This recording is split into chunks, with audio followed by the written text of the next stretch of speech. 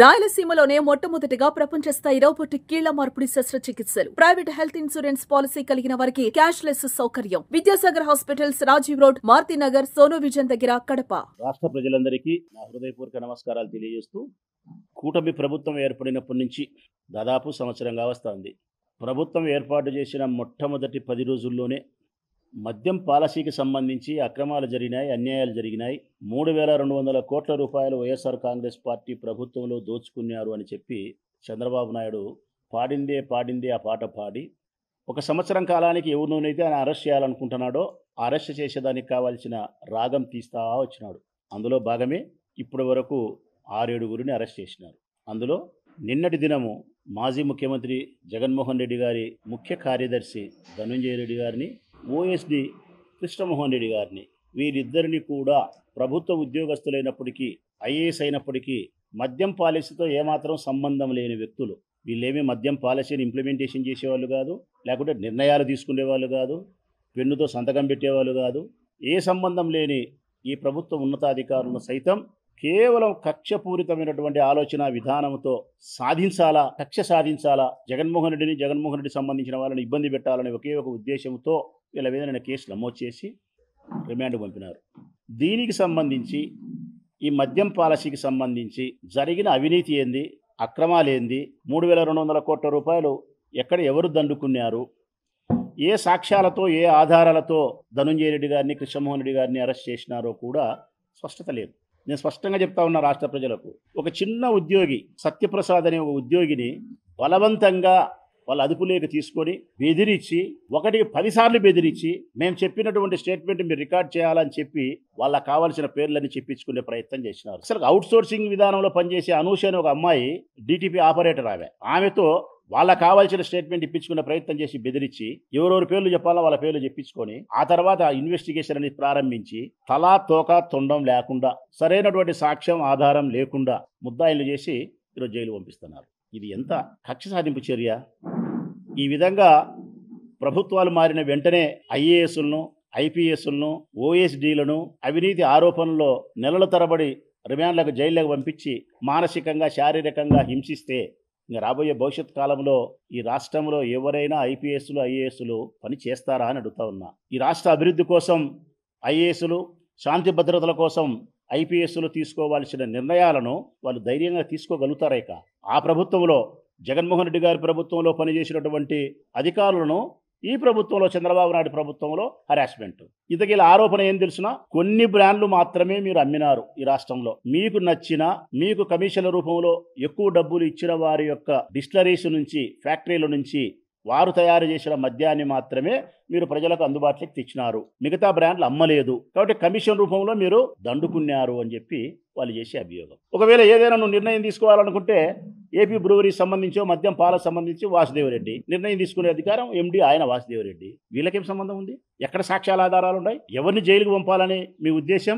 రాజ్ కసిరెడ్డి దగ్గర మొదలుపెట్టి finishing add చేయాలనుకుంటున్నారు మీరు. కక్ష సాధించాలా? రాష్ట్ర ప్రజలకు కొన్ని విషయాలు చెప్పదలుచుకున్నాను నేను. చంద్రబాబు నాయుడు యొక్క ప్రభుత్వ విధానం ఏ విధంగా ఉందంటే, అత్త కోడలకు శుద్ధులు చెప్తాది. శుద్ధులు అంటే మా భాషలో నీతులు చెప్తాది. ప్రజలారా, మహిళలు ఎట్లుండాలా, ఆడవాళ్ళు ఎట్లుండాలా, మన కుటుంబ గౌరవం ఇది, మన సాంప్రదాయం, భారతీయ సాంప్రదాయం ఇది, మన సంస్కృతి ఇది, ఎంతో పవిత్రంగా ఉండాలా అని అత్త కోడలకు శుద్ధులు చెప్పి తెల్లవారదలికి పక్కింటి వద్ద పోయింది. ఇది చంద్రబాబు నాయుడు మద్యం పాలసీ. నువ్వు ధరలు తగ్గిస్తానని చెప్పినావు, ధరలు తగ్గించినావా? తాగేవాళ్ళనే అడుగుతాను నేను. అన్ని పెట్టే మందులు నేను ఊరిగా మాటలు చెప్తే కుదరదని చెప్పి సాక్ష్యం ఉండాలని నేను ఇవన్నీ పెట్టినా. ఈ రాష్ట్రంలో ప్రజెంట్ విపరీతంగా మద్యాన్ని సేవించే బ్రాండ్ ఏది అంటే గన ఓల్డ్ అడ్మిరల్ బ్రాండ్. ఇది తాగుతున్నారు. దాదాపుగా ఈ బ్రాండు, చీప్ లిక్కర్ కలిపి 60-70% తాగుతున్నారు. ఇది జగన్మోహన్ రెడ్డి ప్రభుత్వంలో కూడా ఉంది. ప్రజలారా, మేము ఎంత అమ్మినామో ఆ రోజు అంటే గన 140 రూపాయలు. వీళ్ళు ఎంత అమ్ముతున్నారు ఈరోజు అంటే 130 రూపాయలు అమ్ముతున్నారు. 10 రూపాయలు తగ్గించినారు. వైట్ హాల్ అని ఒకటి ఉంది.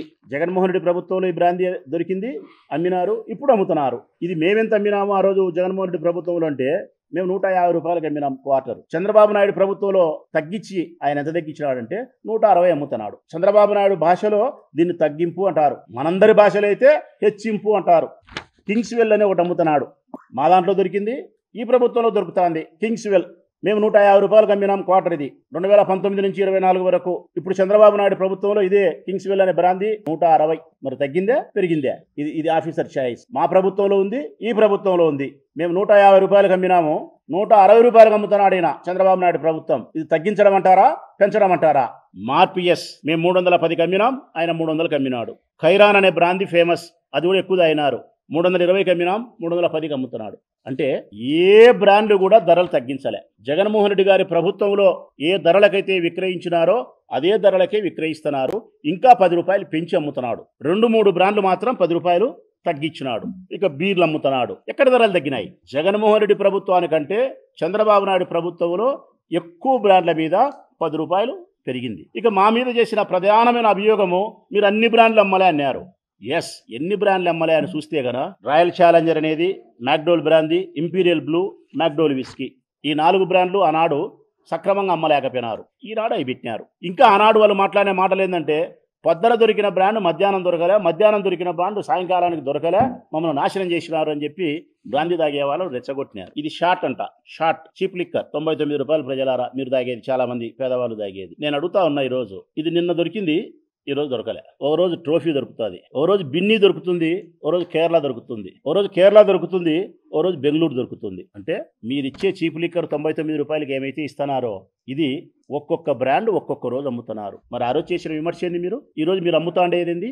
ఇక కుంభకోణం గురించి మాట్లాడదాం, నీ ఆదాయ వనరుల గురించి మాట్లాడదాం. నువ్వు అదే కదా ఇన్నాళ్ళు మాట్లాడుతుండేది. 10 నెలలు నా ప్రొద్దుటూరు నియోజకవర్గంలో 40 బ్రాందీ షాపులు ఉన్నాయి. ఒక్కొక్క బ్రాందీ షాపు నుంచి నెల వస్తానే 1వ తారీఖున ఎక్సైజ్ డిపార్ట్మెంట్కు 70,000 రూపాయలు, పోలీస్ స్టేషన్కు 30,000 రూపాయలు.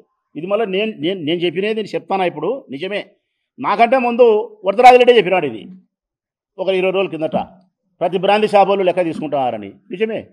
కానీ 2019-24లో తీసుకోలే, ఎక్సైజ్ వాళ్ళు తీసుకోలే, బ్రాందీ షాపులు తీసుకోలే లంచం. ఎందుకు? ప్రభుత్వమే మద్యం అమ్మింది. అప్పుడు ఎక్సైజ్ డిపార్ట్మెంట్ వాళ్ళే మద్యం బ్రాందీ షాపులు అమ్మినారు కాబట్టి వాళ్ళు నెలకు 70,000 రూపాయలు లంచం తీసుకునే ఆస్కారం లేదు. ప్రభుత్వం దగ్గర నుంచి పోలీస్ స్టేషన్ లంచం తీసుకునే అవకాశం లేదు కాబట్టి వాళ్ళు 30,000 తీసుకోలే. కానీ ఈ ప్రభుత్వంలో ఈ ఊర్లో 40 షాపులు, ఒక 10 బార్లు కలిపితే 50 లక్షలు. ప్రతి నెల ఈ ఊరు నుంచి 50 లక్షల రూపాయలు కడపకు చేరుతుంది. ఈ కడప జిల్లా అంతా కలిపి 400 షాపులు ఉన్నాయి. బార్లు అన్నీ కలిపితే 400-500 ఉన్నాయి. ఇదంతా కలిపితే 5 కోట్లు అవుతుంది. ఈ 5 కోట్ల రూపాయలు అమరావతికి చేరుతుంది. అట్లా 25 జిల్లాలకు సంబంధించి, ఆంధ్రప్రదేశ్ రాష్ట్రంలోని అన్ని జిల్లాలకు సంబంధించి 100 కోట్లు చేరుతుంది ప్రజలారా అమరావతికి. యువరాజు దగ్గరికి పోతుంది, లోకేష్ బాబు దగ్గరికి పోతుంది. 100 కోట్ల రూపాయలు నెలకు, సంవత్సరానికి 1,200 కోట్ల రూపాయలు అవినీతి జరుగుతుంది. ఇది కాదు అని ఏ అధికారి అయినా సరే, ఏ తెలుగుదేశం పార్టీ వాడైనా సరే ధైర్యంగా వాళ్ళ బిడ్డల మీద ప్రమాణం చేసి చెప్పమను.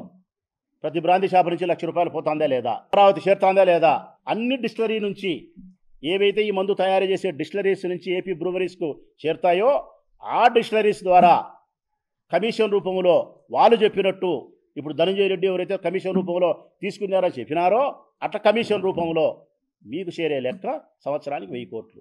నక్కలు తోడేలు కలిసి 1000 కోట్లు తింటే, సింహం 1000 కోట్లు తింటే సంవత్సరానికి 2,000 కోట్లు, 5 సంవత్సరాలకు 10,000 కోట్లు. చంద్రబాబు నాయుడు ప్రభుత్వంలో మద్యం పాలసీలో 10,000 కోట్లు అవినీతి, అక్రమము, దోపిడీ. జగన్మోహన్ రెడ్డి ప్రభుత్వంలో 3,000 కోట్లు మీరు చెప్పింది. దీన్నే కదబ్బా అత్త కోడలకు శుద్ధులు చెప్పడం. ఈ డిస్టిలరీస్ ఎన్నైతే ఉన్నాయో వీటిలో 4 ఫ్యాక్టరీలకు అనుమతి ఇచ్చింది కాంగ్రెస్ ప్రభుత్వం. తక్కినంగా మిగతా 20-25 డిస్టిలరీస్ అన్నిటికీ అనుమతి ఇచ్చింది చంద్రబాబు నాయుడు ప్రభుత్వం. ఒక్కటంటే ఒకటి కూడా 2019 నుంచి 24 వరకు జగన్మోహన్ రెడ్డి పరిపాలన చేసిన కాలంలో బ్రాందీని, విస్కీని తయారు చేయడానికి ఫ్యాక్టరీ పెట్టుకునేదానికి అనుమతి మా ప్రభుత్వం ఒక్కటి కూడా ఇలా. అన్ని చంద్రబాబు నాయుడు ఇచ్చినట్టే. నువ్వు అనుమతి ఇచ్చి, నువ్వు మద్యం తయారీకి అన్నీ చేసి, ఆ డిస్టిలరీస్ అన్నీ జగన్మోహన్ రెడ్డి చుట్టాలన్నట్టు మాట్లాడుతున్నావు.